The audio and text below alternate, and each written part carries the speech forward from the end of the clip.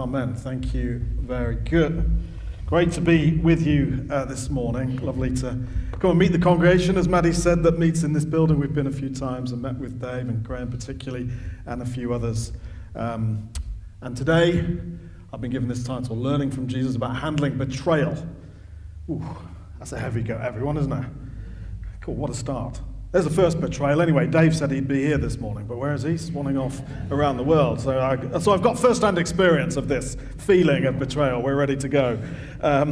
But we are looking at the Lord's Supper. Very interesting that you've just done a series on hospitality. I'd not picked that up.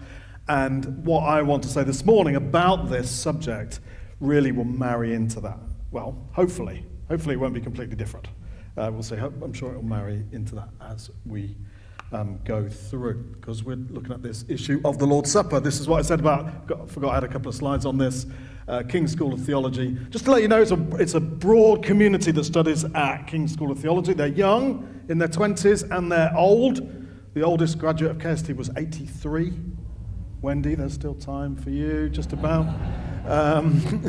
And we do studies that fit your life. So how do we're desperate for getting good, wrestling with the Bible for people in the midst of life, in the midst of whatever they're up to in terms of their work or life or other activities.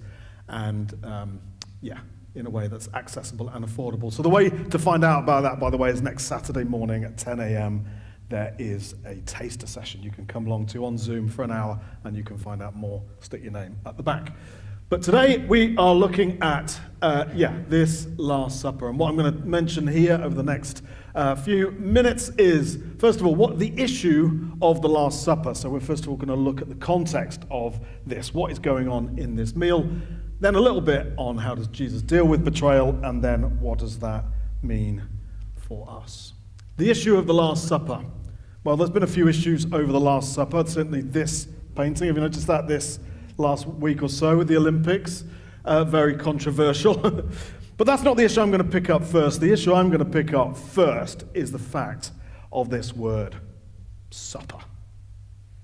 Supper. Like, who uses the word supper in everyday life? And for me, it's one of those words that, the kind of tabloid article on what distinguishes what class you're in within English culture is, and it's often this word, isn't it? Supper. Like, do you use it? How you use this word determines what class. Do you know what I'm talking about? How you use it? And so for me, supper is that cheeky little bit of toast just before you go to bed that you sneak in, or a bowl of cereal. Yeah, is that anyone else with me on? Yeah, there we go. For others, and I've got a friend, he's a lawyer. Occasionally we meet, and he said to me, let's meet up on a Monday night. Yeah, great. He said, shall we meet for supper? I'm like, what, you want me to come round, just before you go to bed and have a bit of toast with you? And he goes, no, we're going to meet down the pub and have a steak and a beer. Oh, okay, supper. So he uses supper to mean this dinner thing, and in fact it is, throughout the whole of England, it's very, very complicated. And if people aren't born in England, it's very complicated about how you use, you know what I'm talking about, don't you? How do you use the word dinner, tea, or supper is not only class, but also geography. So is anyone so what it says here on this article from The Guardian, actually this one I think, in the green, your evening meal is called tea. Anyone call their evening meal tea? Yeah, a few. Is that because you're from further up north, or is it just, okay, there you go, yes, I am from the north, and I use the word tea. Absolutely, okay. And the rest of us who are the rest of us tend to use the word dinner for that evening meal. Just 5% use the word supper. There we go. So why on earth, when we read this passage of Scripture, does it say, in my NIV version, at the little title at the top, it says, the Last Supper? You asked that question? Or is it just me who asked all good questions? Why is the word Last Supper? And in fact, as we've read this passage, as Andy beautifully read it, we actually find out the word supper doesn't appear at all, does it? Did you notice that? It's not there. So why is it called Last Supper? There's another place in the Bible as well where supper is used. Equally confusingly is in 1 Corinthians 11, where it talks about the Lord's Supper. Equally confusing. The Lord's Supper we use, obviously, That's one of the words we use for breaking bread when we use the bread and the cup, don't we? Or communion, all these different words. One of them is the Lord's Supper. Why do we use the word supper? Because supper, it's an English word, but it's rooted in what is happening in this biblical context. In this context, there in Mark 14, the Last Supper isn't a supper in terms of a bit of toast or a cheeky bit of cereal at the end of the night. The supper is a feast. It's the Passover feast. And if you've done any work, we celebrated Passover, the kind of Christianized Passover a few years ago in our church. It is a feast. That's the whole point of it. You have a lamb, and you have to eat up all of the lamb on that event. Like, that's not a feast. That's not a supper for me, is it? Like, it's not a cheeky bit of toast. That is a feast. That also involves drinking wine as well. That's part of the structure of this Passover meal. So, the Last Supper, it's a silly word. It's the last feast. It's Jesus' last feast. And actually, as we head into 1 Corinthians 11, it's used in the negative. It says, this is not the Lord's Supper that you eat. That's strange, isn't it? We still use it, like Lord's Supper, but Paul is saying to those people in Corinth, this is not the Lord's Supper. What does he mean by that? What he means is, when you say Lord's Supper, so let me change the word there as well. We'll just call it a meal, because that's literally what it means. The Lord's meal, when you gather to eat together, it is the Lord's meal. So, for example, if you were to come to my house, you go, oh, come over, Mark's holding a meal. You go, well, how does Mark, has Mark got a dress code? Wouldn't it? That's a good question. Is it one of these houses where I'm supposed to take my shoes off at the door? Or am I allowed to wear my shoes in? I went to... nearby us, went to a guy who's a Japanese family. They had a line full of slippers that you had to take your shoes off and wear slippers. Everyone had to do that. So, like, when you say it's Mark's meal, Mark's feast, Mark's event, Mark's party, the question is, how does Mark want this party to run? Yeah? So that's exactly what this means when it says in 1 Corinthians, the Lord's Supper. That's exactly what Paul goes on to say. This is the meal, the feast, where the Lord, i.e. Jesus, is the host. And that means that meal happens the way that Jesus wants it. It's his. It's the Lord's Supper. That's why Paul says it's not the Lord's Supper in 1 Corinthians 11, because he's saying when you gather together, you're not doing the thing that Jesus wants you to do. So it's nothing to do with the Lord. It's your own stuff. It's the Lord's Supper, which means he determines what this should be like. So here we are at the last feast of Jesus, and Jesus is the host of this meal. What is the meal like? This is a climactic. That's why it's the last, isn't it? It's because it's the big climax of Jesus' relationship with his disciples, of this whole 3-year journey, which we know is coming to a big end with Jesus' death and his resurrection. What is this meal like? We had friends from Nepal staying with us over the last couple of weeks. They left yesterday morning. So the last meal with them, Friday night, it's like you kind of want it to be perfect, don't you? Those moments you want to have a laugh, you want to have meaningful connection, you want to talk about things that matter, you want to have nice food. You want it to be a pristine, perfect event, don't you, for that moment, because it's the last one. So isn't it fascinating that this Last Supper is not that? It's not pristine, it's not perfect. In fact, it's full of brokenness, full of struggle, full of difficulty. And at the heart of it, full of betrayal. Jesus' last feast. When we read it in the Gospel of Luke, Luke 24, we see that there is arguments, there is betrayal, and there is misunderstanding. Right at the heart of this, what you wonder, we look at this picture and we go, oh, we want it to be perfect. This wonderful moment of Jesus, this last moment with his disciples, but it's full of betrayal, miscommunication, misunderstanding, and arguments. We were talking about this in our church a little while back, and a friend of mine, he said, you know what? I think I'd be pretty comfortable at that meal. I was like, what do you mean? He's like, well, I'll probably argue with someone. I'll probably get the wrong end of the stick. I'll probably end up fighting with someone. And I'm going, yes, you've got it. That's what's going on here. That a feast around Jesus, where Jesus is the host, is not some pristine affair. But it's normal, real people like you and me invited around the table of Jesus. Our celebration, by the way, of communion, as I think you call it here, doesn't need to be a pristine affair. What matters is that we're gathered around Jesus, where he is the host. So in the midst of this wonderful meal, it turns out that there's betrayal in the midst of it. And Jesus is the one that calls it out. Jesus is the one that says, there's someone here who's going to betray me. And they're immediately upset, because they say it's not going to be me. But actually, if we'd read just one verse further on, so I'll carry on from where Andy read. 26. When they had sung a hymn, they went out to the Mount of Olives. This is how it goes, verse 27. You will all fall away, Jesus told them. Oh, okay, so it's not just Judas is the one who's going to betray him and eat the food at the same time as Jesus is eating, but actually every single one of his disciples is going to desert him. That's what he's saying. So yes, there is the betrayal of Judas, but also there is the desertion of all of his disciples around Jesus. Actually, when you look at this picture, so we know that it's come up in the Olympic opening ceremony because there's an argument that this was some kind of parody of it. Actually, what I am saying this morning is actually this was already a scandalous feast. This is already full of miscommunication. It's already full of betrayal. And actually, when we look at this picture, you kind of pick that out anyway. You've got this people talking and pointing and questioning and confusing.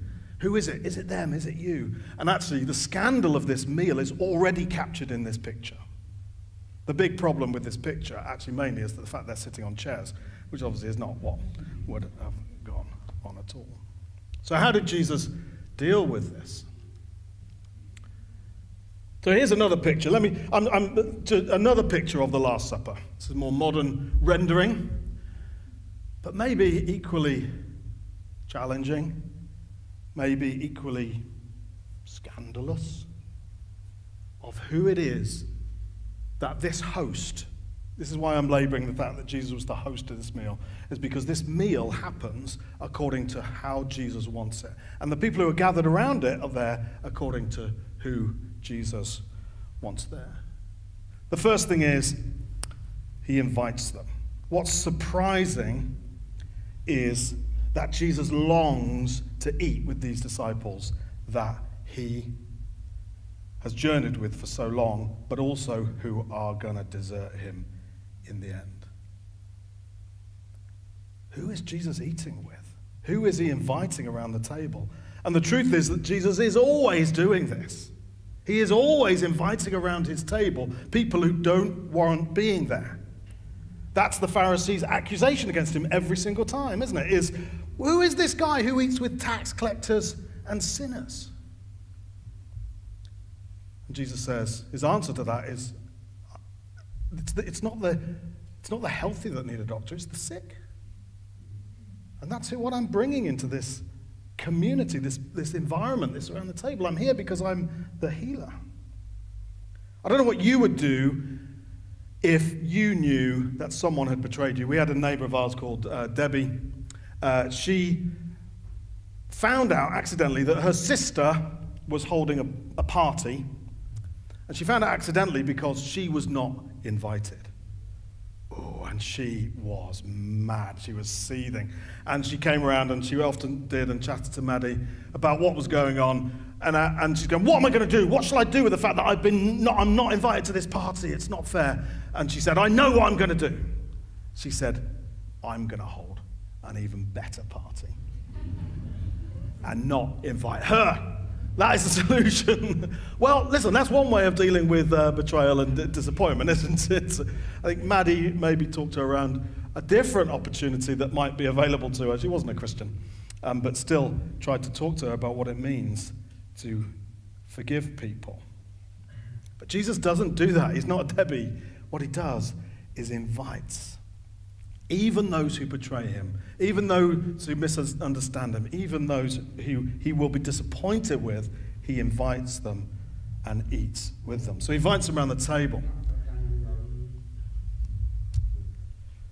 Second thing is, he offers their brokenness. So in the midst of this meal that is going on, there is brokenness. What Jesus knows is that betrayal is rooted in the brokenness of humanity, the brokenness of each of us, the brokenness of those people around the table. And in the midst of that invitation to come to a table with Jesus, instead of concentrating on the brokenness that he sees around, he offers his own brokenness into that space. This is my body, he says, doesn't he? Broken for you. And in that moment, this table, this scandalous table of inviting the wrong people around it, people who don't warrant being there, Jesus says, let me give you an exchange. The exchange is, let me take your brokenness in place of mine. Isn't that a wonderful thing? That Jesus somehow in the midst of this meal becomes the inviter, the host of the meal, but he also becomes, in fact, the meal itself, in order to bring healing and wholeness in the midst of it. This is the very character of God. This is the story. If you've been looking through Mark's Gospel since 1956 or something, like, you know that this is the story of Mark's Gospel, of this Jesus who is clearly God come to save the world, but he does it in a really surprising way. The Gospel of Mark opens with, this is the story about Jesus, the Messiah, the Son of God. That's not ambiguous, is it? It's very clear what this gospel is going to be about. It's about Jesus who is the Messiah and Jesus who is the Son of God. In the middle of Mark's Gospel, I'm sure you know this if you studied it that long, chapter 8, Mark's Gospel is like it hinges in its middle. It's all about the middle, because in the middle of Mark's Gospel, the question comes to Peter, who do you say that I am? And Jesus says, you're the Messiah. And all the way up through Mark's Gospel, we've got this revelation of who Jesus is through the things that he does, that gradually gets revealed. And that moment of, you're the Messiah, well, Mark 1:1, this is the gospel about Jesus who's the Messiah. There's tick box number 1, Mark 8. Jesus says, you're the Messiah. And Jesus says, yeah, you're right. And then he says, and I'm going to die, and I'm going to rise again. And Peter goes, no! That's not what you're supposed to be doing, Jesus. Don't do that. Don't do that dying thing. That's really disappointing. You'll leave me on my own. Like, don't do that. This is a really, really big deal that I've just called you the Messiah. So really, can you do this Messiah thing the way I want you to do it? And Jesus says, no. And through the rest of that second half of Mark's Gospel, it talks about what does it mean? What is this Messiah like? What is he doing? Gospel of Jesus Christ the Messiah, Mark 8, tick. Gospel of Jesus Christ the Messiah, the Son of God. For that one, we've got to fast forward to the end. To fast forward to the end, and the first person who declares Jesus as the Son of God, it's Peter who declares him the Messiah. The first person to declare Jesus as the Son of God is the centurion at the foot of the cross. And it says, as he saw how he died, he said, surely this was the Son of God. You've got this revelation that of Jesus the Messiah, who then lies down his life for everyone. And this Jesus' death that is for everyone, as it says in this passage. And it's the Roman centurion that sees it. Tick number 2. Jesus is Messiah and the Son of God, but rooted in the very character of what it means to be God, rooted in the very character of what it means to be the Messiah, is this one who is willing to give up his life for many. The very character of God to offer brokenness and then redefine this relationship based on him. So there's a broken relationship because of betrayal. Jesus offers his brokenness in the midst of it. And then through his blood says this is a new covenant. This is a new relationship now completely based on me. And then there's perspective. So we'll get to what this might mean for us in a very short moment. But what I mainly want to get hold of here is the very heart of God towards people who are not perfect, who hold brokenness. And there's so many times, I don't know, maybe even here this morning, and you go, do you know what? I think I've messed up again. I don't think I have it. I don't think I'm good enough. I don't think I've got what it takes to be at this table that Jesus invites you to. And if there's nothing else here this morning that you get, just get this, that Jesus invites you to his table. Not because of how good you are, but because of everything that he has done. And any fundamental thought around how does Jesus deal with betrayal, whatever that, is because the very heart of God is to lay down his life for the sake of you and for me. We've talked about this brokenness in the midst of our country. What's Jesus' response to this brokenness that he sees? It's the same story every single time. Jesus lays down his life in the midst of the brokenness, in the midst of this broken table, these people, this gathering of betrayal, misunderstanding, and arguing. Jesus offers his own brokenness for wholeness. That's why churches find themselves in the midst of these social traumas. That's why churches respond like that. Well, we can get involved. We want to help. We want to bring healing, wholeness, and peace in the midst of the pain. You go, yeah, of course you'd respond to that, because that's what Jesus does.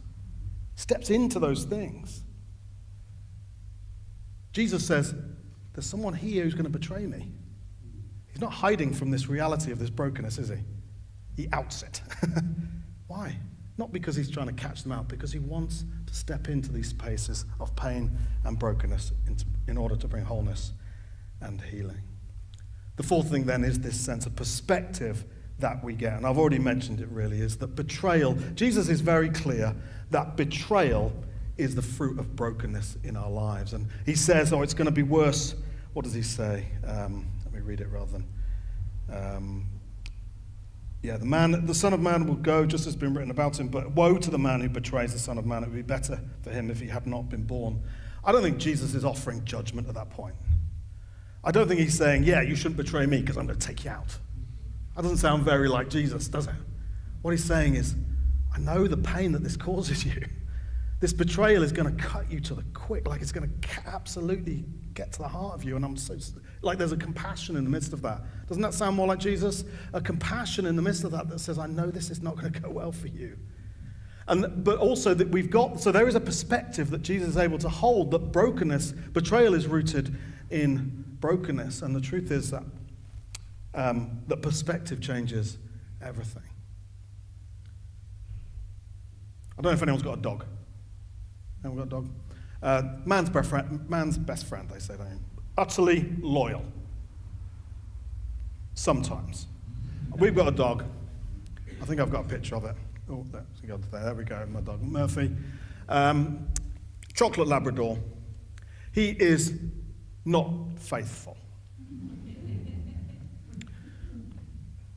And he tends to like to escape. So there was one particular day we gone, where's Murphy gone? This was probably 5 or 6 years ago, so it's before the pandemic, all that sort of thing. He went off, we go, the dog's escaped, we better go and find him, so we did the usual thing, right, you go to the field, you go down the road, you go down the stream, away from my house, the family disperses to go and find the dog. We got halfway down the road, and walking towards us is a family. Mum, dad, 2 kids, and they've got a lovely chocolate lab on a lead. And we go, no, that's funny, hi, nice to see you. Yeah, from a distance, you go, it's funny they got the same dog as us. Chocolate lab, huh? How funny is that? And as we get closer towards it, we realize that this isn't any old chocolate lab. This is our chocolate lab. This is Murphy. And what it turns out was that this Murphy had escaped.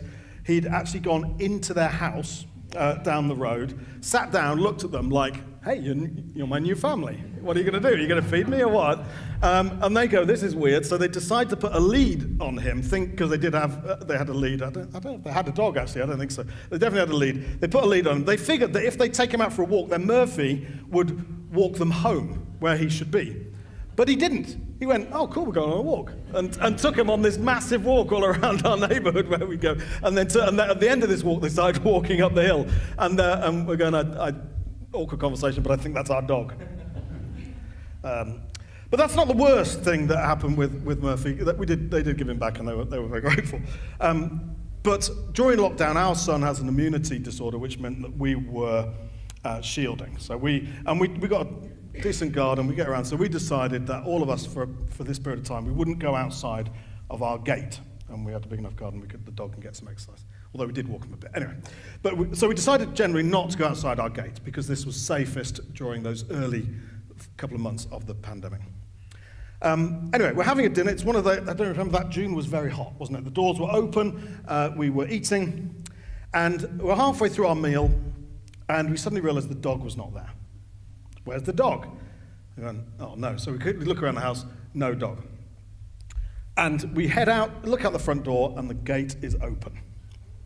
And we stand there against again, we're all looking there going, well, anyone volunteer as tribute? Like, we haven't gone over this, but no one's gone over this gate, but Murphy is gone. Do we go? And this is a big ethical dilemma. Maybe we just break into small groups and discuss. Should we go and find the dog? Should we go and search, do our normal thing of disperse and finding? And we're puzzling what to do. I don't know. Were you going to go? I don't know. Well, Reuben shouldn't go. He's immune. Like, he can go. I don't know. What do we do? And as we mused and before we made any decision, this time, no other people involved, just Murphy walked his way up the road.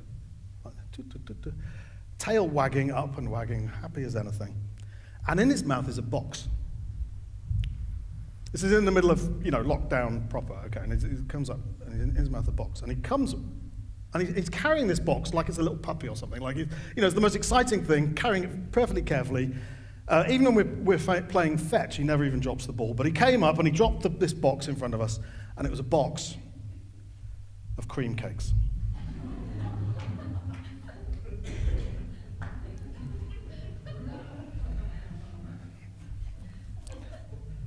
First of all, we decided, should we touch it, because it got COVID in some way. So we kind of put it on the wall and we're waiting for the person to run up, behind going, that's my box of cream cakes, or whatever it is. But doesn't she, Murphy, no one comes? We're going, where on earth did Murphy get a box of cream cakes? So there is a tenuous link to this, that, perspective can change anything because it looks like he's gone out, he's betrayed us all, but he comes back with a gift. It's a tenuous left for a good story. Actually, we decide in the end, we're wondering what to do. We decide the only right thing to do is eat the cakes. But we're still pondering, actually the next day I was still pondering, where on earth did he get this box of cakes? And then the Tesco delivery man drove up and parked opposite us. And I watched the Tesco delivery man go, like, the crates? Take the crates out, put it behind him like that, turn and go, and I'm going, I've got it, I know exactly what's happened. Murphy's gone to the Tesco man, nicked a crate, taken a box of cream cakes, left the bananas, left the can of beans, cream cakes. That's the one we want. Off he goes, trundles off, and some poor person in the middle of lockdown has gone, I just want cream cakes, and Murphy's nicked the cream cakes. So, God bless whoever that is. Perspective changes everything. That was worth it. It was worth him escaping to bring it. And Jesus has this perspective that betrayal is rooted in brokenness. Of course, we can go bigger than that, of course. And we know that God, when we look at brokenness and betrayal in the world, we can look bigger than that and go, do you know what? God sees it all better than us. And we know that there is one great day in the future when whatever happens, whatever has happened, God will judge fairly. And this is the basis on which we are able and invited into expressing how Jesus lives, is when we're able to see that God is the one who sees truly and we don't. We can see brokenness. And what Romans 2 tells us about God and his justice is that God is kind. Is that the best thing to say about justice that there possibly could be? That God is kind. His kindness leads us to repentance, and that God is impartial. God is fair. And when we think about situations in our lives, I'm just trying to fast forward to my end here, but when I Think about situations in our lives and we think about, I wish God would sort this out. I wish God would sort them out. I wish this mess and this brokenness was not part of what I'm experiencing in my life. We think about God's kindness and we think about God's impartiality. And when we talk about things like betrayal, I guess we end up thinking about, how have I been betrayed? What's happened to me? What have other people done? Very rarely do we think it the other way around, right? Well, how have I betrayed others? Maybe the line between betrayed and betrayer is not us and them. But maybe the line between betrayed and betrayer falls more closely through our own human heart. I'm not going to simplify any of this stuff. I'm inviting you to see something of the heart of Jesus in how he handles people. And I'm not going to give you, right at the end here, 5 things on how to deal with betrayal or things like that. I want you to feel the heart of God. And so in order to finish on this, I'm going to tell you a story that Jesus told. There was a man. The man, I'm going to do it quickly, by the way. Are you okay? You're still there? Still awake? Okay, good. That's good. I'm just coming into land. There was a man, and he had 2 sons. And the younger son came to him and said, Dad, I want everything. I want my thing. I don't want to wait for you to die, because that's going to take ages. You look pretty healthy. I'd like it now. I'd really like that money now. And the dad, for some strange reason, says, yeah, okay, I'll do that. And he has to go around, he has to sell some sheep to his neighbors, he even has to sell some land to his neighbors as well. This is no private thing between a little family unit. This is a public village, town-wide thing as his dad tries to liquidate his assets so he can give the resources that his son wants. And he sends him off with a fortune. The ultimate betrayal, the shame of a son who wants his father dead. The son goes off, as we know, and he has a great time. He is loving life. He's throwing money at everything that he can. He's having a whole pile of fun. Until one day that money runs out. There's nothing left. He ends up having to work. Who would want to do that? He ends up feeding pigs. Actually, there's a famine in the land as well, and there's no way, no one helps him. He's deserted. He's betrayed, actually, by the people that he's given all this money to. No one. He's left on his own. He's got nothing left. And he decides, I could go back as a slave. I know I've done my sonship thing. I could go back as a slave. A servant in my dad's house. Dad is a good guy. Look at the way he treated me when I was so cruel to him. My dad's a good guy. I'm going to go back and say I'll be his servant. And he makes his way back, but the dad is there. He's looking out his window, waiting for the return of the dog. Oh no, that's the other story. Waiting for the return of his son. I'll just make it a little bit more like modern day. So he's there with his cup of tea in the morning. He's got his boxer shorts on and a dressing gown. And he's wondering, and he does the same thing he does every morning, is I wonder if he'll come back today.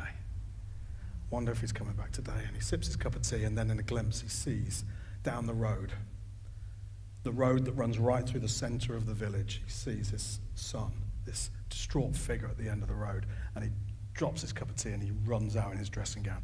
As he runs, the dressing gown flaps open and he has to leave it behind. He's running through the town in his boxers. It's something like that. It's a modern day thing, but he hikes up, you know the story, he hikes up his thing. So he's running through the street in his boxers to grab this son who's betrayed him, the son who's wished him dead. And he pulls him to himself. And the son says, I'll be your servant. And he's going, don't be silly, you're my son. You've always been my son. You're my son now. Come back. You're invited back. And the father puts on an amazing feast. He slays the fat calf. The fat calf feeds the whole village. The whole village is coming. The people he had to sell land to, had to sell sheep to. He's inviting them now to this scandalous feast of welcome to the younger son who wished him dead. This is, if you like, a Lord's Supper moment. the Father who invites the broken into his place and has a wonderful feast. This is the Lord's feast. But that's not the end of the story, is it? Because there's two sons. The other son is out in the fields. He comes back. He hears the noise of partying and dancing. Dad dancing, probably. Dancing as he comes back in. And he goes, what is going on? He hears that his son is home. This older son is betrayed. He's been left behind. He's had to do double the work because the son's not there. He's had to take responsibility. It's not fair. He's deserted. He's been left on his own. And now the father welcomes him back and gives him a party. Where's my party? He says, I've been slaving away. The younger son comes back. He wants to be a servant. The older son turns out is already a slave in his own household. And the father comes out to him and he puts his arm around him and he says, son, you've not been a slave. Everything is yours. This whole party is yours. This whole farm is yours. This whole household is yours. It's all yours. You've not been a slave, it's yours. And if you want, if you choose, you can join me in co-hosting this party. It doesn't have to be the Lord's feast. It can be the Lord and Son, his feast. The invitation today to you, and I'm linking it then into hospitality, the invitation today is to go, do you know what? You are welcome at this feast. Whatever you feel like today, whatever's happened in your life, whatever brokenness you feel, whatever sense of hopelessness that you have, or betrayal, you are welcome at this feast. But there's another invitation as well, and that is to join with Jesus in hosting scandalous feasts, to offer this grace and welcome of God to all comers, people who don't deserve it, people even who've betrayed us, people who've let us down, to find somehow within us the heart of the Father welling up in this like the older son had to do in order to join him in hosting the feast. Let me pray. Thank you, Lord Jesus. Thank you that your willingness to open your heart to us is very real and very an experienced reality for us. Thank you that we're invited to this scandalous feast. Thank you that we're invited around your table. Thank you, you are the host, and because of that, we're not based on what we've done or what we've achieved or whether we've betrayed you or not. Either way round, we've come. You're welcome at your table. And Lord, I thank you even more. Like the father invited the older son to be host of this feast, I pray, Lord, that we would capture your heart, that we would understand ourselves not as slaves but as sons, as children who get to join with you, Father God, in hosting, offering hospitality to people who don't deserve it, because that is your heart, to draw them